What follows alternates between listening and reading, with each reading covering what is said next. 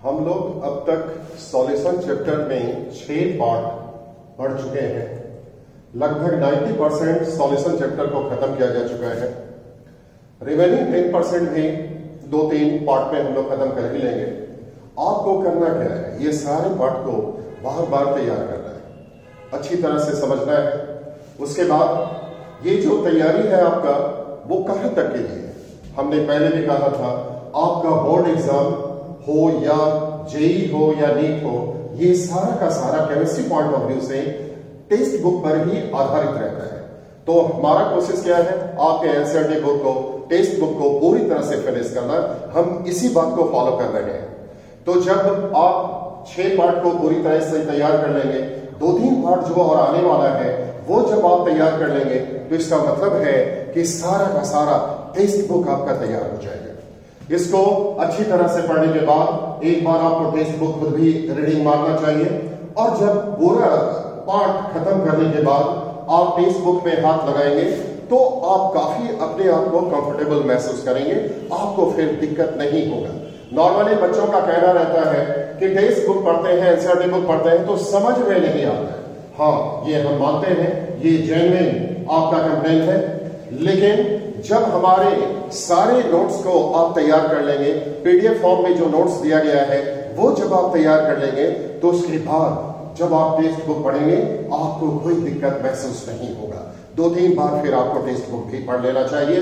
इस तरह जब आप चैप्टर को समाप्त घोषित करेंगे तो आपका बोर्ड एग्जाम पूरी तरह से कंप्लीट हो चुका रहेगा, आपका जेईई पूरी तरह से कवर हो जाएगा, और जो बायो स्टूडेंट है जिनको इन फ्यूचर मेडिकल का एंट्रेंस देना है, उनके लिए नीट का भी प्रिपरेशन पूरी तरह से हो जाएगा। और इतना जब हम लोग तैयारी कर लेंगे तो उसके बाद आपको एक टेस्ट भी यहां देना होगा। हम आपको जेईई या नीट का जो स्टैंडर्ड वाला क्वेश्चंस होता है वो आपको देंगे, और उसके बाद आप घर में बैठे उसे बनाएंगे, और फिर हम आपको उसका आंसर प्रोवाइड करेंगे, जो खुद आप घर में ऑनेस्टली चेक करेंगे और अपने प्रिपरेशन को मेजर करेंगे। कैसा आपका प्रिपरेशन हुआ वो आपको खुद भी अंदाज लग जाएगा। लेकिन इन द मीन टाइम जो भी आपको बताया गया है, जितना आपको बताया गया है, या आगे कुछ जो आपको हम बताने वाले हैं, वो आपको अच्छी तरह से तैयार कर लेना चाहिए। तभी आने वाला जो टेस्ट है, कुछ दिन के बाद जो हम टेस्ट ऑर्गेनाइज करेंगे, उसमें आप अच्छा कर पाएंगे। और इस टेस्ट में अगर आपने अच्छा किया तो यकीन मानिए आपका कॉन्फिडेंस लेवल बहुत बूस्ट अप करेगा, बहुत हाई होगा, जो आपको सक्सेस दिलाएगा। अगर कोई पहले से ही मान ले कि हम खत्म हैं, मेरा कुछ नहीं हो सकता, तो फिर वाकई उसका कुछ नहीं होगा। लेकिन अगर किसी को ये भरोसा आ जाए, ये विश्वास जग जाए कि हाँ हम पढ़ेंगे तो मेरा हो जाएगा, नीट क्वालिफाई हम कर सकते हैं, जेईई क्वालिफाई कर सकते हैं, ऐसा अगर उनको विश्वास हो जाए तो समझिए 75% सक्सेस तो उनको पहले ही मिल गया। इसी को कॉन्फिडेंस कहा जाता है, और ये आएगा आपके पढ़ने के बाद। इसलिए आप जी जान लगाकर पढ़ाई चालू रखिए। और लॉकडाउन है, स्कूल तो जाना नहीं है आपको, आपके पास भरपूर समय है, बहुत ज्यादा समय है। आप कम से कम 15-16 घंटा तो पढ़ ही सकते हैं। आप लोग जानते हैं कोटा में बहुत सारे बच्चों का जेईई होता है, नीट क्वालिफाई करते हैं, ये तो सबको जानता है, पूरा दुनिया जानता है। लेकिन क्या आप जानते हैं जो बच्चा वहां इस तरह का सक्सेस हासिल करता है, उसका पढ़ने का टाइमिंग क्या होता है? 15 से 16 घंटा डेली। और अभी तो आपको अपॉर्चुनिटी है, अभी आप पूरी तरह से बेरोजगार हैं, आपको कोई काम नहीं, सिर्फ घर में रहकर पढ़ना है, तो आप 15-16 घंटा तो तैयारी कर ही सकते हैं। कीजिए एक बार तैयारी, उसके बाद फिर आप खुद भी अपने आप पर प्राउड फील करेंगे, और आपको लगेगा कि हाँ हम भी पढ़ेंगे तो मेरा हो जाएगा, हम भी आईआईटी में जा सकते हैं, और हम भी डिफरेंट मेडिकल कॉलेज में जा सकते हैं। तो भाई इतना सजेशन के साथ अब आगे का तैयारी हम लोग करते हैं, आगे का पढ़ाई चालू करते हैं। आप अपना तैयारी मन लगाकर चालू रखिए, बहुत दमखम के साथ चालू रखिए, ताकि टेस्ट आपका अच्छा हो सके। कुछ ही दिन के बाद आपको टेस्ट का सामना करना होगा, और उसमें अच्छा आपको करना ही पड़ेगा। तो इतना सजेशन के साथ आज का हम लोग अपना अगला टॉपिक चालू करते हैं। लीजिए, दिया गया rods law for solution, Rod's law for solution containing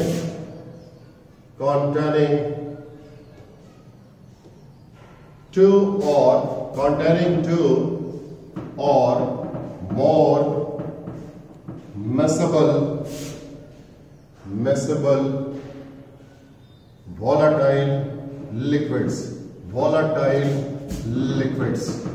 चलिए आज के टॉपिक को एनालाइज करें हम लोग। आज का टॉपिक में क्या लिखा गया है वो पहले समझिए।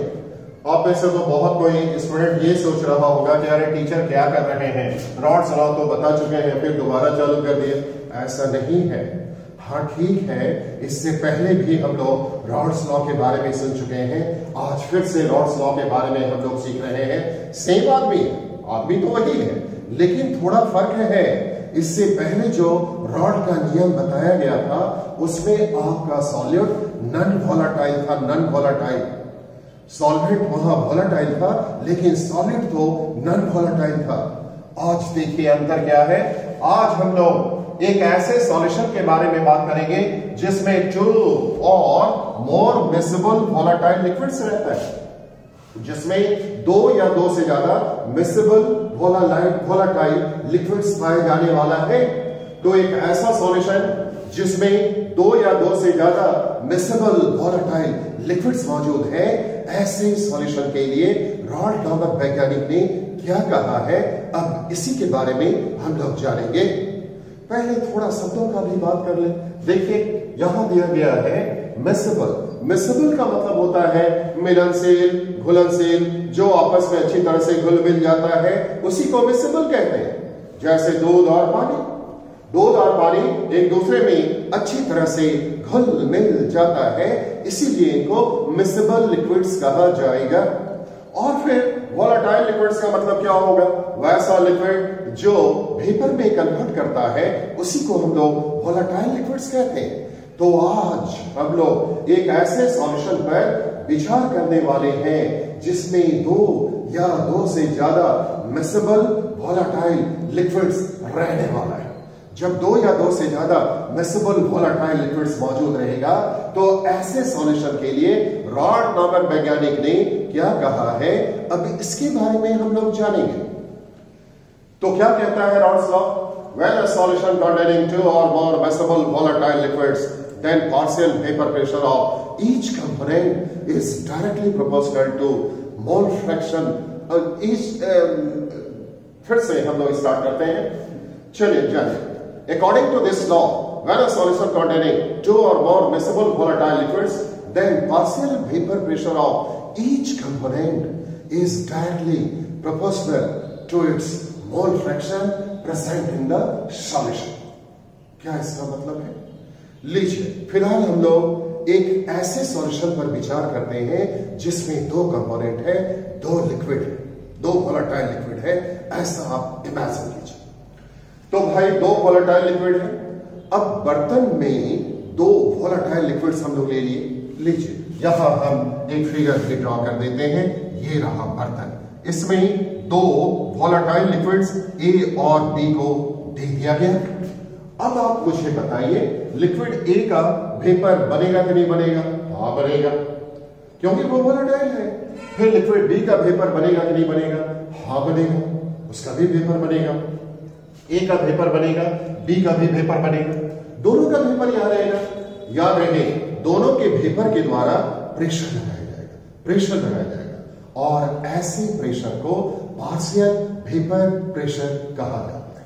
तो आपने पार्शियल वेपर प्रेशर के बारे में क्या सीखा? यही कि जब एक से ज्यादा वेपर पाया जाता है और ऐसे हालत में प्रत्येक वेपर के द्वारा जितना प्रेशर लगाया जाएगा वही उनका पार्शियल वेपर प्रेशर कहलाएगा, वही उसका पार्शियल वेपर प्रेशर कहलाता है। आप कहेंगे इससे पहले हम लोग वेपर प्रेशर सुनते थे, वो क्या था?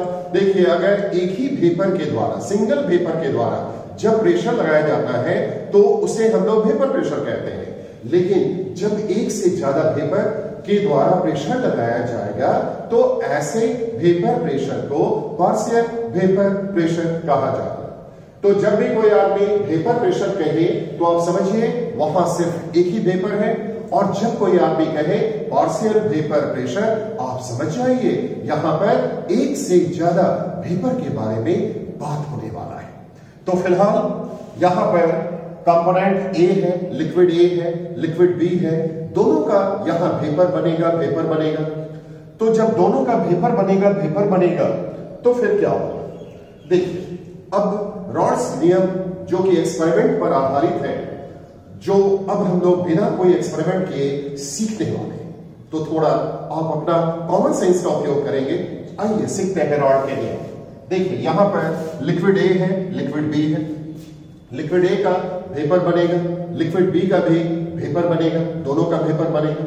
अब बारी आपका बताने का, बोलिए, अगर लिक्विड ए कम होगा, उसका मात्रा कम होगा, तो वेपर ज्यादा बनेगा कि कम बनेगा?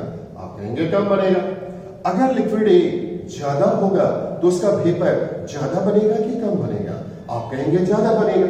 अब हम आपसे पूछेंगे, अगर लिक्विड नहीं है, लिक्विड का मात्रा 0 है, अमाउंट 0 है, तो बताइए कितना वेपर बनेगा? आप कहेंगे 0, यानी कोई वेपर नहीं बनेगा। तो क्या आप कह सकते हैं कि लिक्विड का जो भी वेपर बनेगा उसके खुद के अमाउंट के डायरेक्टली प्रोपोर्शनल होगा, यानी अमाउंट ज्यादा होगा तो उसका वेपर ज्यादा बनेगा, अमाउंट कम होगा तो उसका वेपर भी कम होगा? क्या ऐसा आप कह सकते हैं?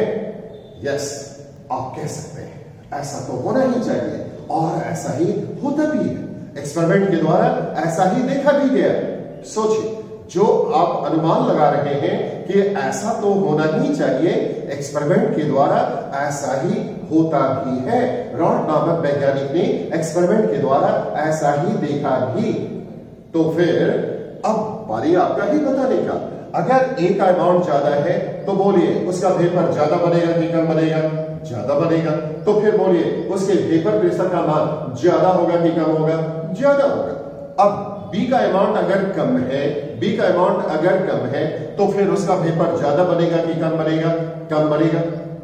और जब कम बनेगा तो उसका पार्शियल वेपर प्रेशर ज्यादा होगा कि कम होगा? कम होगा।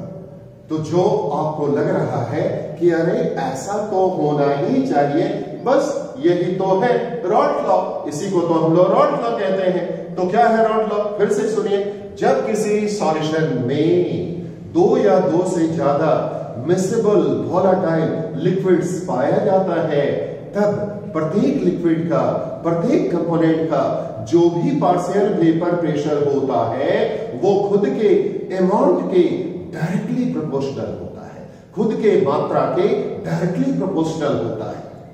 यहां फिर आपको थोड़ा सा चेंजिंग करना पड़ेगा। यहां अमाउंट की जगह पर, मात्रा की जगह पर आपको मोल फ्रैक्शन कहना चाहिए, मोल फ्रैक्शन। तो फिर से बात को सुनिए, जब किसी सॉल्यूशन में 2 और मोर मिक्सेबल वोलेटाइल लिक्विड्स पाया जाता है, तो फिर प्रत्येक कंपोनेंट का, प्रत्येक लिक्विड का जो भी पार्शियल वेपर प्रेशर होता है वो खुद के मोल फ्रैक्शन के डायरेक्टली प्रोपोर्शनल होता है। When a solution containing 2 or more miscible volatile liquids, then partial vapor pressure of each component is directly proportional to its mole fraction present in the solution. That is हम लोग लिख सकते हैं, लीजिए, that is PA proportional XA, जहां XA क्या है? Mole fraction of component है, मोल फ्रैक्शन ऑफ कंपोनेंट है। फिर PA क्या है? Partial vapour pressure of liquid है। इसी तरह लीजिए PB directly proportional to XB। जैसा कि आपको मालूम, जब हम लोग प्रोपोर्शनल का साइन हटाते हैं तो इक्वल टू का साइन लगाते हैं और एक कांस्टेंट भी देते हैं। तो लीजिए, यहां लिख दिया गया PA equal to P0 A into XA। इसी तरह यहां लिख दिया गया PB equal to P0 B into XB। ऐसे लिख दिया गया। आपको अंदाज लग चुका है P0 A क्या है? कांस्टेंट। P0 B क्या है? कांस्टेंट। फिर भी कैसा कांस्टेंट? चलिए फिर से हम आपको बता दें। भाई, प्योर लिक्विड का जो वेपर प्रेशर होता है, प्योर लिक्विड पर प्योर लिक्विड का जो वेपर प्रेशर होता है वो कांस्टेंट टेम्परेचर पर हमेशा फिक्स होता है। तो फिर ये P नॉट ए क्या है? Vapour pressure of pure liquid A. P nought B क्या है? Vapour pressure of pure liquid B, जो कांस्टेंट टेम्परेचर पर कांस्टेंट ही होता है। पुराना बात आपको याद दिला दे, 100 डिग्री सेंटीग्रेड टेम्परेचर पर पानी का वेपर प्रेशर कितना होता है बोलिए? आप जानते हैं 1 atm होता है। तो क्या कांस्टेंट टेम्परेचर पर पानी प्योर लिक्विड का वेपर प्रेशर कांस्टेंट नहीं हुआ? हाँ हुआ। तो बस वही कांस्टेंट तो यहां भी यूज किया गया, P not a P nought B, यही था रॉड्स लॉ। अब इस पर हम लोग एक डायग्राम बनाने वाले, एक ग्राफ प्लॉट करने वाले। ये काफी इंपॉर्टेंट ग्राफ है, ये इसके नेचर को आपको समझना पड़ेगा। समझिए इसमें जो ग्राफ प्लॉट किया जाता है वो किस तरह से होता है। जानिए, देखिए यहां पर हम लोग लेने वाले हैं मोल फ्रैक्शन। यहां मोल फ्रैक्शन लिया जाएगा, मोल फ्रैक्शन लिख दिया गया। उसके बाद यहां पर हम लोग वेपर प्रेशर लेंगे। ये आपका ऑरिजिन है, यहां 0 कर दिया गया ऑरिजिन, और इसे इस तरह से बॉक्स में बंद कर दिया गया। अब देखिए यहां पर x से, यहां पर x इक्वल टू लिया गया, x इक्वल टू 0, यानी इस पॉइंट पर लिक्विड A का जो मोल फ्रैक्शन है वो 0 लिया गया। तो जब लिक्विड A का मोल फ्रैक्शन यहां 0 होगा तो लिक्विड B का मोल फ्रैक्शन क्या होगा? एग्जैक्टली 1, क्योंकि आप जानते हैं दोनों लिक्विड के मोल फ्रैक्शन का जो सम है वो 1 के बराबर होता है। इसी तरह जब आप इधर चलते जाएंगे चलते जाएंगे चलते जाएंगे तो कंपोनेंट ए, लिक्विड ए का मोल फ्रैक्शन ज्यादा होते जाएगा, ज्यादा होते जाएगा, और बी का कम होते जाएगा, कम होते जाएगा, कम होते जाएगा, और जब आप यहां पहुंचेंगे तो लिक्विड ए का मोल फ्रैक्शन हो जाएगा 1, यस, और बी का मोल फ्रैक्शन का मान 0 हो जाएगा। यहां पर ए का मैक्सिमम और बी का minimum which is equal to 0। और अब हम लोग partial vapour pressure of liquid A और उसके मोल फ्रैक्शन के बीच ग्राफ खींचने वाले हैं। देखिए इन दोनों के बीच जो रिलेशनशिप है वो डायरेक्टली प्रोपोर्शनल का है, directly proportional. Partial vapour pressure of liquid A is directly proportional to mole fraction of liquid A, directly proportional है। और जब दो नंबर के बीच डायरेक्टली प्रोपोर्शनल का रिलेशनशिप आता है तो उनके बीच का जो ग्राफ है वो स्ट्रेट लाइन होता है। तो इस तरह यहां पर ऐसा ग्राफ मिल जाएगा। इसका मतलब क्या हुआ? जैसे जैसे पी ए का मान ज्यादा होते जाएगा, एक्स ए का मान ज्यादा होते जाएगा, तो फिर स्ट्रेट लाइन आ चुका। चलिए ग्राफिकली आपको दिखा दें। यहां पर ए का कितना मोल फ्रैक्शन है पता चल रहा है, और यहां पार्शियल वेपर प्रेशर क्या है पता चल रहा है। यहां पर कितना होगा आपको मोल फ्रैक्शन ए का पता चल रहा है, और देखिए पार्शियल वेपर प्रेशर ज्यादा हो चुका है। और ठीक यहां पर जो है देखिए एक्स ए का मान 1 हो चुका है, तो यहां पर जो आपको वेपर प्रेशर मिलेगा वो किसके बराबर होगा? पी नॉट ए के बराबर होगा। वो तो होना ही चाहिए। जब x इक्वल टू 1 हो गया यानी आपका लिक्विड प्योर हो चुका है, और जब प्योर हो चुका तो उसका जो वेपर प्रेशर का मान है वो प्योर लिक्विड के बराबर ही तो होना चाहिए। इसलिए व्हेन x इक्वल टू 1 तो P equal to P not A, ऐसा हो जाएगा। इसी तरह अब हम लोग XB और BB के बीच ग्राफ प्लॉट करते हैं। लीजिए इसके लिए भी इस तरह से स्ट्रेट लाइन आ जाता है। स्ट्रेट लाइन ये है BB का ग्राफ, और जैसे जैसे XB का मान ज्यादा होते जाएगा प्रेशर का मान ज्यादा होते जा रहा है। यहां पर B का मोल फ्रैक्शन 1 है, इसलिए यहां पर जो vapour pressure, partial vapour pressure है वो प्योर लिक्विड B के वेपर प्रेशर के बराबर हो जाएगा। इस तरह से हो चुका। और अब इन दोनों पॉइंट को हम लोग मिला देते हैं। जब दोनों पॉइंट को मिला देंगे तो आपको टोटल प्रेशर का मान मिल जाएगा। P टोटल इक्वल टू हो जाएगा PA प्लस PB। यहां पर एक लाइन को नीचे बनाया गया, एक लाइन को ऊपर बनाया गया, ऐसा जानबूझकर किया गया है। ये ना समझेंगे कि गलती से बन गया। एक्सपेरिमेंट के द्वारा देखा गया कि जो टोटल पार्शियल वेपर प्रेशर होता है, टोटल पार्शियल वेपर प्रेशर, वो किसी एक कंपोनेंट के वेपर प्रेशर से ज्यादा होता है और दूसरे कंपोनेंट के वेपर प्रेशर से कम होता है। इसीलिए हमेशा ग्राफ खींचने के समय एक लाइन को नीचे और एक लाइन को ऊपर बनाना ही पड़ेगा। ऐसा इंटेंशनली किया गया, जानबूझ करके किया गया है, गलती से नहीं बना। तो ये था all about graph of rods law for solution containing 2 or more miscible volatile liquids। वैसे हम लोग बार बार 2 लिक्विड रखने वाले सॉल्यूशन के बारे में ही बात किए हैं। 2 से ज्यादा भी हो सकता है। जो बात 2 के लिए लागू होता है वही 2 से ज्यादा के लिए भी लागू होने वाला है। तो यही था ऑल अबाउट रॉड्स लॉ। अब हम लोग रॉड्स लॉ पर बेस्ड 2 न्यूमेरिकल डिस्कस करने वाले हैं।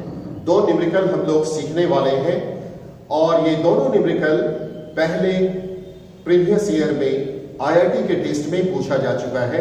तो अब हम आपको इस बेसिक प्रॉब्लम बताने जा रहे हैं, जो बहुत ही अंडरस्टैंडिंग प्रॉब्लम, जो आईआईटी में भी पूछा जा चुका है। आपको बिल्कुल ही समझ में आएगा। ध्यान से बात को समझिए। यहां पर हम लोग पहला क्वेश्चन जो डिस्कस करेंगे वो क्वेश्चन हम आपको बता दें। ध्यान से इसको सुन लें, उसके बाद इसका एक्सप्लेनेशन आपको दिया जाएगा। यहां पर कहा गया कि benzene if benzene and toluene forming an ideal solution and having vapor pressure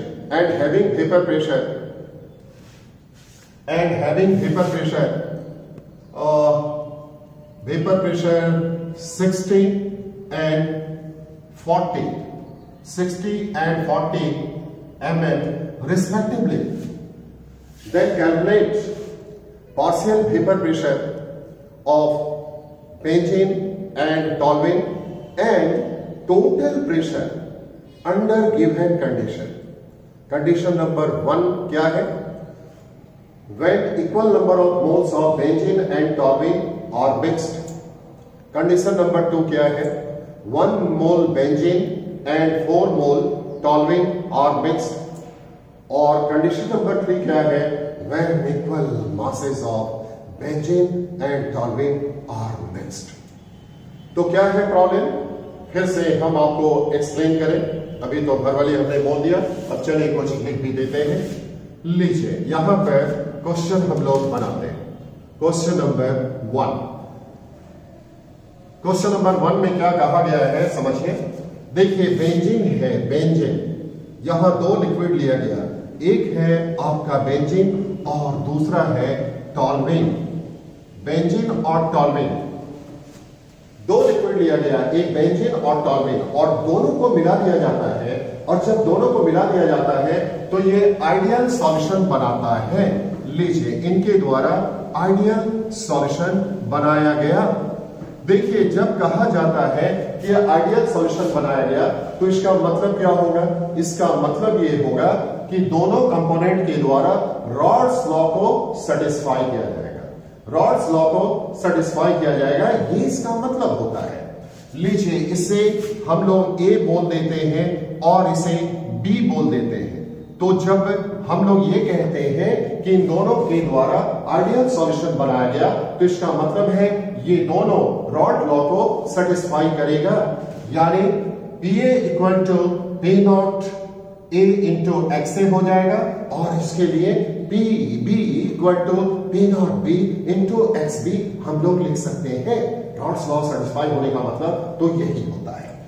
आगे क्वेश्चन में कहा गया कि बेंजीन के वेपर प्रेशर का मान 60 mm है। लीजिए, दिया गया P not A equal to 60 mm दे दिया गया। P not A equal to 60 mm और टॉल्यूइन के वेपर प्रेशर का मान दिया गया है। देखिए, 40 mm दिया गया। तो लीजिए, लिखते हैं P nought B equal to 40 mm ऐसे लिख दिया गया। अब क्वेश्चन से फिर आपसे कहता है कि दोनों का पार्शियल वेपर प्रेशर निकालिए अंडर गिवन कंडीशन, दोनों का पार्शियल वेपर प्रेशर और साथ ही साथ टोटल प्रेशर भी निकालिए, ऐसा आपसे पूछा गया। तो लीजिए लिखते हैं पीए इक्वल टू क्वेश्चन मार्क और पीबी इक्वल टू दिया गया क्वेश्चन मार्क। दोनों का पार्शियल वेपर प्रेशर बताना है और साथ ही साथ टोटल प्रेशर पी टोटल भी आपको बताना है। लीजिए क्वेश्चन मार्क दिया गया और वो कंडीशन क्या है, पहला नंबर कंडीशन लीजिए यहां लिखा गया फर्स्ट नंबर कंडीशन में equal number of moles are mixed. पहला नंबर कंडीशन में दिया गया equal number of moles are mixed, और जब equal number of moles are mixed लिखा गया तो हम लोग लिख सकते हैं number of moles of C6H6, याद होगा इसी को बेंजीन कहा जाता है, इक्वल टू N बेंजीन का फॉर्मूला। फिर लीजिए number of moles of toluene C6H5CH3, यही है टॉलविन का formula C6H5CH3 equal to N, ऐसा दिया गया पहला नंबर कंडीशन में। और जब ऐसा दिया गया तो अब हम लोगों को बताना होगा पार्शियल वेपर प्रेशर का मान और टोटल प्रेशर का मान भी बताना पड़ेगा। कैसे बताएंगे, चलिए अब आप देखिए। पहला को सॉल्व करते हैं। PA इक्वल टू दिया गया P not A into PA equal to P not A into XA, ऐसे दिया गया। तो फिर फॉर्मूला पुट करने आता है आपको, लीजिए देंगे P not A into mole fraction of A के लिए होगा number of moles of A by number of moles of A plus number of moles of B, ऐसा दे दिया गया। यही तो होता है मोल फ्रैक्शन का फॉर्मूला, आप सभी को याद है।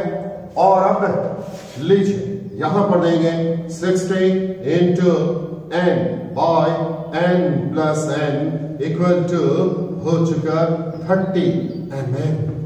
लीजिए पहला कंपोनेंट का, पहला लिक्विड का पार्शियल वेपर प्रेशर आपको मिल चुका। इसी तरह अब हम लोग दूसरे का भी निकालेंगे। लीजिए दिया गया PB इक्वल टू हो जाएगा P not B into NB by NA plus NB, ऐसा लिख दिया गया। Equal to P not B के लिए हम लोग देंगे 40 into N by N plus N equal to हो जाएगा 20 mm। लीजिए दोनों कंपोनेंट का पार्शियल वेपर प्रेशर आपको मिल चुका है। अब टोटल प्रेशर का मान आपको बताना है, तो सिंपल है। लीजिए P टोटल इक्वल टू हो जाएगा PA प्लस PB, दोनों का वैल्यू को जोड़ दें, 30 प्लस 20 इक्वल टू हो चुका 50 mm। आंसर पहला कंडीशन का तैयार हो गया। दूसरा कंडीशन में कहा गया है, सेकेंड नंबर कंडीशन में कि बेंजीन का एक मोल और टॉलविन का 4 मोल्स को मिलाया गया है। बेंजीन का 1 मोल और टॉलविन का 4 मोल्स को मिलाया गया, ऐसा कहा गया है दूसरा कंडीशन में। और जब दूसरा कंडीशन में ये कहा गया तो लीजिए अब दूसरा बनाते हैं हम लोग। सेकेंड नंबर में दिया गया Na इक्वल टू 1, ये number of moles of benzene हो गया। और फिर Nb number of moles of toluene equal to 4, ऐसा दे दिया गया। तो फिर अब लिखते हैं Pa equal to P not A into देंगे Na by Na plus Nb, ऐसा होगा, मालूम है आपको। लीजिए अब वैल्यू पुट करते हैं। P नॉट A का वैल्यू 60 इंटू Na का value 1 by 1 plus 4 equal to हो चुका। यहां 5 यहां कट जाएगा कितना बचेगा? लीजिए यहां पर 5 हो चुका, यहां 16 कितना आ चुका? 12। लीजिए 12 mm आंसर निकल चुका। कटने के बाद 12 मिल चुका। और अब इसी तरह हम लोग पीबी का वैल्यू निकालेंगे। लीजिए पीबी इक्वल टू दिया गया P nought B into N B by N A plus N B, ऐसा लिख दिया गया। तो फिर पीबी का वैल्यू दिया गया 40 इंटू 4/5, ऐसे 4/5, एनबी का वैल्यू 4 और यहां 5 हो चुका। तो फिर कट जाएगा, यहां 8 आ चुका, हो चुका 32 mm आ चुका। अब आपको टोटल प्रेशर बताना है तो दोनों को सिंपली जोड़ देना है और क्या। लीजिए P टोटल इक्वल टू हो चुका PA plus PB, PA plus PB equal to 12 plus 32 equal to हो जाएगा 44 mm आंसर। लीजिए दूसरा कंडीशन भी हो चुका। और थर्ड नंबर कंडीशन में कहा गया है कि equal masses of benzene and toluene are mixed. Equal masses of benzene and toluene are mixed third condition में। तो लीजिए लिखते हैं तीसरा number condition. Third number condition में दिया गया let weight of benzene equal to W दिया गया। उसके बाद लेट वेट ऑफ टॉल्यूइन हो जाएगा W। भाई दोनों का वेट सेम है इसलिए W ले लिया गया। और अब हम लोग number of moles of benzene निकालते हैं। लीजिए number of moles of C6H6, number of moles of C6H6 equal to weight by molecular weight होता है, मालूम है आप सभी को। वेट बाय मॉलिक्यूलर वेट कितना है W, और मॉलिक्यूलर वेट देखिए 12 into 6 plus 1 into 6 equal to W by 78, ऐसा हो चुका। इसी तरह अब लीजिए आगे का बात करते हैं। Number of moles of toluene निकालते हैं। Number of moles of toluene C6H5CH3 equal to हो जाएगा W by molecular weight. Molecular weight इसका जब आप निकालेंगे तो आपको मिलेगा 92 आता है। आपको निकालने के लिए निकाल कर चेक कर लेंगे, जिसे आप कहने वाले हैं NB। लीजिए आपको Na का मान मिल चुका है, ये रहा Na और ये रहा NB। Na और NB का मान आपको मिल चुका। अब हम लोग निकालेंगे Pa का मान। तो लीजिए लिखते हैं Pa बराबर Pa equal to P not A into x a दिया गया। P equal to P not A into x a. तो फिर हो जाएगा P equal to P not A into n a by N A plus N B, ऐसा दे दिया गया। लीजिए P equal to P not A into n a by N A plus N b दिया जा चुका, ऐसा हो चुका। अब सभी का वैल्यू पुट कर देना है, सिंपल सा काम है, सभी का वैल्यू पुट कर देना है। लीजिए 60 into W by 78 by Na का वैल्यू हो चुका W by 78 plus W by 92। अब कैलकुलेशन आपको करना है, कैलकुलेशन करने आपको आता है, इतना हम हिंट्स दे चुके।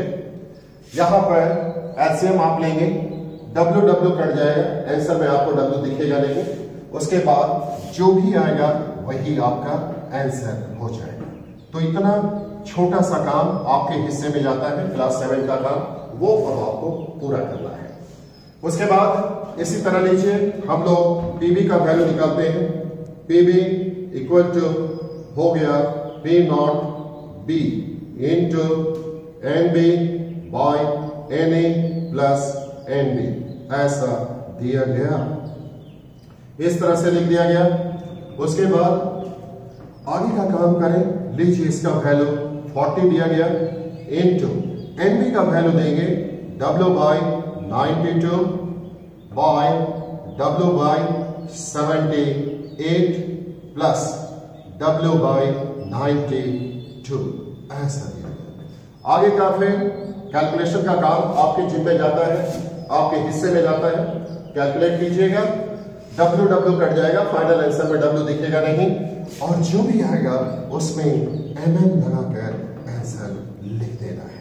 तो लीजिए पीए और पीबी का वैल्यू मिल चुका, तो फिर टोटल प्रेशर आपको बताना होगा। लीजिए पी टोटल इक्वल टू हो जाएगा पीए प्लस पीबी, पीए प्लस पीबी, और ये रहा mm, यहां mm लगा देना है, आंसर तैयार हो गया। तो तीनों कंडीशन में देखिए ऐसा निकाला जा चुका है। एक बेसिक काफी इंपॉर्टेंट प्रॉब्लम और प्रीवियस ईयर में आईआईटी में पूछा गया प्रॉब्लम। अब हम लोग क्वेश्चन नंबर 2 डिस्कस करेंगे। क्वेश्चन नंबर 2 क्या है वो ध्यान से सुनिए। क्वेश्चन नंबर 2, यहां 46 gram ethyl alcohol and 32 gram methyl alcohol दोनों को मिक्स किया जाता है, तो इनका वेपर प्रेशर का मान मिक्स किया जाता है, तो फिर ये आइडियल सॉल्यूशन बनाते हैं। 46 ग्राम इथाइल अल्कोहल, 32 ग्राम मिथाइल अल्कोहल को जब हम लोग मिलाते हैं तो आइडियल सॉल्यूशन बनता है। फिर आगे क्वेश्चन में कहा जाता है कि इथाइल अल्कोहल का वेपर प्रेशर का मान, इथाइल अल्कोहल के वेपर प्रेशर का मान है 40, और मिथाइल अल्कोहल का वेपर प्रेशर का मान है 60। तो अब आपसे पूछा जाता है कि बता दोनों के पार्शियल वेपर प्रेशर का मान क्या होगा, और साथ ही साथ आपको यह भी बताना पड़ेगा कि वेपर फेज में इथाइल अल्कोहल का क्या होगा मोल फ्रैक्शन का मान, यह भी आपको बताना है। फिर से क्वेश्चन को ध्यान से सुन लीजिए। फिर से क्वेश्चन आपको बता दें, यहां पर इथाइल अल्कोहल और मिथाइल अल्कोहल को मिलाकर आइडियल सॉल्यूशन बनाया जाता है। इथाइल अल्कोहल का वेपर प्रेशर का मान होता है 40 mm और मिथाइल अल्कोहल का होता है 60 mm, ऐसा होता है। तो अब आपसे कहता है कि बता दोनों कंपोनेंट का पार्शियल वेपर प्रेशर का मान क्या होगा, टोटल प्रेशर भी क्या होगा ये भी बता दीजिए, और फिर कहता है वेपर फेज में इथाइल अल्कोहल का मोल फ्रैक्शन क्या होगा ये भी आपको बताना है। If ethyl alcohol and methyl alcohol forming ideal solution in which vapor pressure of ethyl alcohol is 40 mm and vapor pressure of methyl alcohol is 60 mm, then calculate partial vapor pressure of each component and also calculate mole fraction of ethyl alcohol in vapor phase। तो यही था question. अब बनाते हैं question number 2 को। लीजिए question number 2 को अब हम लोग सॉल्व करते हैं। यहां पर आपका जो सॉल्यूशन बन रहा है, आइडियल सॉल्यूशन बन रहा है, वो किन से बन रहा है, दो लिक्विड से, एक इथाइल अल्कोहल है और दूसरा मिथाइल अल्कोहल। तो लीजिए बनाते हैं सॉल्यूशन। सॉल्यूशन 2, क्वेश्चन नंबर 2 का जवाब। तो फिर यहां ये रहा आपका इथाइल अल्कोहल, इसका चलिए इसको हम लोग ए से रिप्रेजेंट करते हैं, और ये रहा मिथाइल अल्कोहल, इसको हम लोग बी से रिप्रेजेंट करते हैं। बी से रिप्रेजेंट किया गया, इसका वेट लिया गया है 46 ग्राम। लीजिए weight of ethyl alcohol C2H5OH equal to 46 gram. इसका वेट 46 ग्राम है। और फिर मिथाइल अल्कोहल का वेट भी आपको दिया गया है। लीजिए लिखते हैं weight of CH3OH equal to 32 gram. ऐसा वजन आपको दिया गया है। उसके बाद लीजिए आगे का बात करते हैं। वेपर प्रेशर ऑफ C2H5OH आपको दिया गया P0A इक्वल टू 40 mm। ऐसा आपको दिया गया, ऐसा दे दिया गया है। और अब हम लोग वेपर प्रेशर ऑफ, लीजिए लिखते हैं vapour pressure of CH3OH equal to P0B equal to 60 mm आपको दिया गया, ऐसा दे दिया गया। तो अब कहता है बता इथाइल अल्कोहल का पार्शियल वेपर प्रेशर का मान क्या होगा। लीजिए P equal to question mark. Methyl alcohol का पार्शियल वेपर प्रेशर का मान क्या होगा। लीजिए PB equal to question mark. दोनों का पार्शियल वेपर प्रेशर का मान क्या होगा ये आपको बताना है। और फिर यहां पर टोटल प्रेशर भी पूछा गया। लीजिए P total equal to question mark दिया गया। P total equal to question mark. और इसके सेकेंड पार्ट में एक बहुत ही इंपॉर्टेंट क्वेश्चन आपसे पूछा गया। इस क्वेश्चन के सेकेंड पार्ट में कि वेपर फेज में मोल फ्रैक्शन ऑफ इथाइल अल्कोहल क्या होगा ये भी आपको बताना है। तो लीजिए लिखते हैं mole fraction of C2H5OH in vapour phase. ये बहुत रिमार्केबल शब्द है। वेपर फेज में इथाइल अल्कोहल का मोल फ्रैक्शन क्या होगा XA equal to question mark. ये आपको बताना है। Mole fraction of ethyl alcohol in vapour phase क्या होगा ये भी आपको बताना है। तो देखिए कैसे ये सवाल बनता है। सबसे पहले तो आपको इथाइल अल्कोहल और मिथाइल अल्कोहल का नंबर ऑफ मोल्स निकालना पड़ेगा। तो लीजिए लिखते हैं नंबर ऑफ मोल्स दिया गया, number of moles of ethyl alcohol, number of moles of ethyl alcohol C2H5OH equal to number of moles of ethyl alcohol equal to पुराना बात।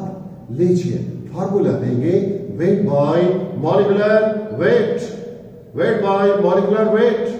तो वेट कितना है 46। मॉलिक्यूलर वेट आपको आता है निकालने के लिए 12 into 2 plus 1 into 5 plus 16 plus 1 जोड़ेंगे आएगा 46। कट गया 1 आ गया। इस तरह number of moles of ethyl alcohol 1 हो चुका है। उसके बाद लीजिए लिखते हैं number of moles of CH3OH, number of moles of CH3OH equal to, again formula वही होगा weight by molecular weight. Weight है इसका 32 और molecular weight 12 plus 1 into 3 plus 16 plus 1 जोड़ेंगे 32 आ जाएगा। कट कर आ गया 1। लीजिए दोनों का नंबर ऑफ मोल्स मिल चुका। अब दोनों का पार्शियल प्रेशर हम लोग निकालेंगे। दोनों का अब हम लोग पार्शियल प्रेशर निकालने वाले हैं। लीजिए कैसे निकलेगा पार्शियल प्रेशर ये अब आप जानेंगे।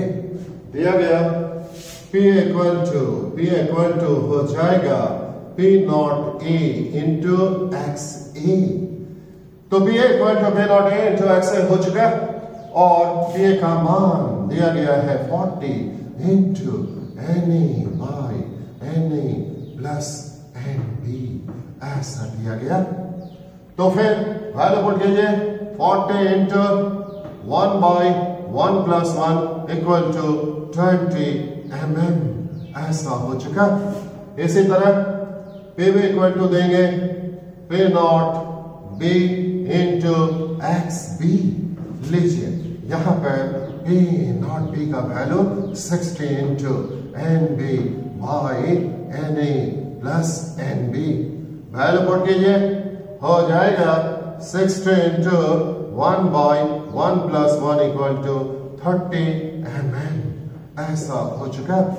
देयरफॉर टोटल प्रेशर क्या होगा, दोनों को जोड़ देंगे, PA plus PB equal to हो चुका 20 प्लस 30 इक्वल टू 50 mm हो चुका। अब क्वेश्चन का दूसरा पार्ट हम लोग देखने जा रहे हैं। क्वेश्चन का सेकंड पार्ट। क्वेश्चन के सेकंड पार्ट में कहा गया है कि मोल फ्रैक्शन आपको बताना होगा वेपर फेज में। अब इस बात को आप समझिए, इसमें एक इंपॉर्टेंट फॉर्मूला हम लोग लाने वाले हैं। देखिए सिचुएशन क्या है, यहां पर आपका इथाइल अल्कोहल और मिथाइल अल्कोहल दोनों है। इथाइल अल्कोहल मिथाइल अल्कोहल दोनों है। तो ये रहा इथाइल अल्कोहल का वेपर और मिथाइल अल्कोहल का भी वेपर। अब थोड़ा सोच कर बताइए, इथाइल अल्कोहल का जो भी अमाउंट होगा वो पार्शियल वेपर प्रेशर से रिलेशनशिप दिखाएगा कि नहीं दिखाएगा? हाँ दिखाएगा। जो भी यहां पर अमाउंट होगा वो पार्शियल वेपर प्रेशर के डायरेक्टली प्रोपोर्शनल होने वाला है।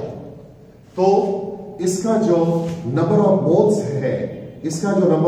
है वो इसके पार्शियल वेपर प्रेशर के डायरेक्टली प्रोपोर्शनल होने वाला है। भाई नंबर ऑफ मोल्स इसका ज्यादा होगा तो प्रेशर भी ज्यादा होगा, नंबर ऑफ मोल्स कम है तो प्रेशर भी कम है।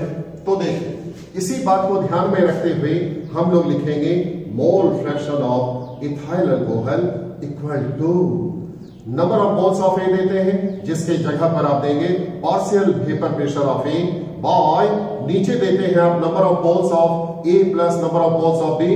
यहां आप देंगे partial pressure of a plus partial pressure of b. यही खास बात था, यही है इंपॉर्टेंट फॉर्मूला। तो जब मामला वेपर फेज का हो तो इसको हम लोग ऐसे ही बनाते हैं।